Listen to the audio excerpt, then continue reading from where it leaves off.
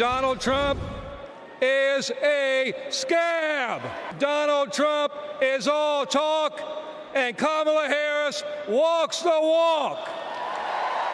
President Trump is a candidate who is not afraid of hearing from new, loud, and often critical voices. And I think we all can agree, whether people like him or they don't like him, in light of what happened to him on Saturday, he has proven to be one tough SOB. All right, that last gentleman you saw is Sean O'Brien, the Teamsters general president. That was only a couple of days when he had an opportunity to speak to the Republican convention after that assassination attempt on Donald Trump. It was very unusual even then for a union leader to be addressing Republicans. Sean O'Brien had been trying to get the same opportunity with Democrats. Have yet to hear whether that's happening because Democrats have had no problem hearing from his counterpart at the UAW, Sean Fain. So, Sean O'Brien, to you then, have you gotten a decision on the part of Democrats to let you speak to them? As of today, not yet. What do you think of that? Well, I mean, you know, I could take it personal, but I honestly think maybe my invitation got lost in the U.S. Postal Service, and next time they should try and ship a UPS. It'll guarantee delivery. Have you had any overtures with the Kamala Harris campaign itself? No, the only commitment we got on Friday of last week that they finally agreed to come to the roundtable and address our general executive board and the roundtable of rank and file members. A lot of people are wondering where you're tipping your hand right now, where you lean, and these comments that Donald Trump had in a streamed interview with Elon Musk apparently got your goat. First, I want you to react to what at the time was something that took you by surprise. Again, Donald Trump and Elon Musk discussing strikes. Take a look. You're the greatest cutter. I mean, I look at what you do. You walk in and you just say, you want to quit? They go on strike. I won't mention the name of the company, but they go on strike and you say, that's okay, you're all gone.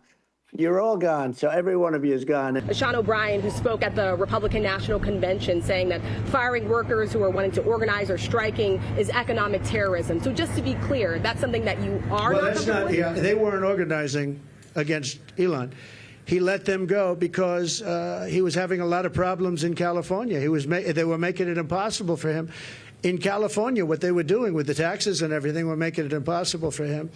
And Sean O'Brien's a great guy from the Teamsters you're talking. Yeah, Sean is great.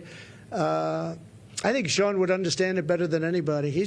Don't forget, the unions are really threatened by what's coming in, by these millions and millions of people coming in. Sean O'Brien understands that.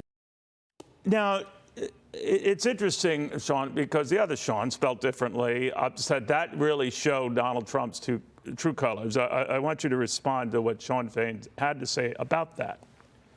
Well, Sean Fain, Donald Trump is all talk, and talk is cheap. Donald Trump doesn't know about the auto industry.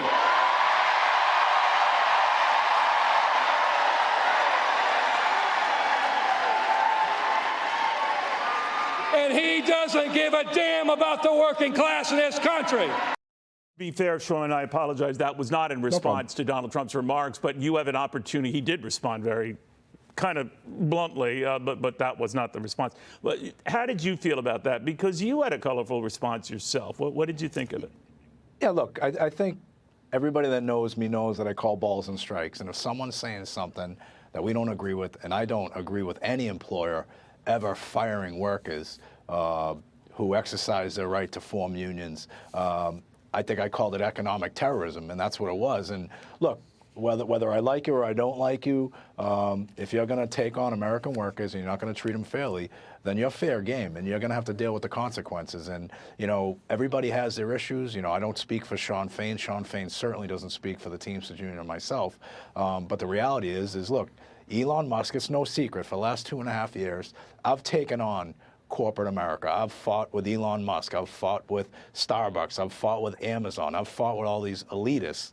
And the one thing that's clear is that, you know, record profits equal unpaid wages. And that's what we have to focus on. That comment by President Trump, just like if anybody else made that, if President Biden made a comment or anybody, I would respond accordingly. But President Biden hasn't made a comment like that. Kamala Harris has not made a comment like that. Donald Trump did. Right. Your thoughts? My thoughts are, look, he made a comment and he got called out on it. Look, the DNC failed to invite one of the most powerful unions in the country there. And, you know, I'm going to criticize them for that as well. I'm a lifelong Democrat, always will be a lifelong Democrat, never going to change my party affiliation. Look, you heard my speech at the RNC. It was all about the American worker, all about labor. Any opportunity that I get as a leader of the greatest union in the world to showcase our value and our worth to the greatest country in the world, I'm going to take that opportunity to do it. And if the far left want to criticize me and attack me, that's okay. If the far right wants to do the same, that's great. I represent 1.3 million hardworking men and women. But the Democrats, to which you express this affinity, either they're taking you for granted or they don't care about inviting you, period. So that they're not all into you. Maybe they're just not into you, period. Well, you know what it is for so long, and I think, both parties, and I talked about corporate elitists. I talked about the Ubers of the world, the Lyfts of the world. Right. I talked about Amazon at the RNC. Well, those are big donor classes for the RNC, but they're also big donor classes for the DNC. And, there's relationships there at the DNC that maybe they didn't want me to speak there because I would have talked to that same group. I would have exposed those same corporate elitists who attack us every single day. Look, Teamster jobs are under attack by companies like Uber and Lyft.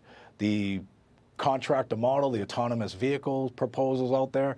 And, there's no secret that there's relationships on both sides with the Uber, Lyfts, the Amazons of the world. And, the reality of it is maybe they don't want my voice heard there, but I'll tell you one thing, our members, 1.3 million, their voices will be heard. All right, but you're not invited to the Democratic convention. You're not invited to talk with anyone in the Kamala Harris staff. Yeah, maybe that could change. You were invited to the Republican convention. You got high praise from Donald Trump. As things stand now, given those dynamics, where do you personally lean?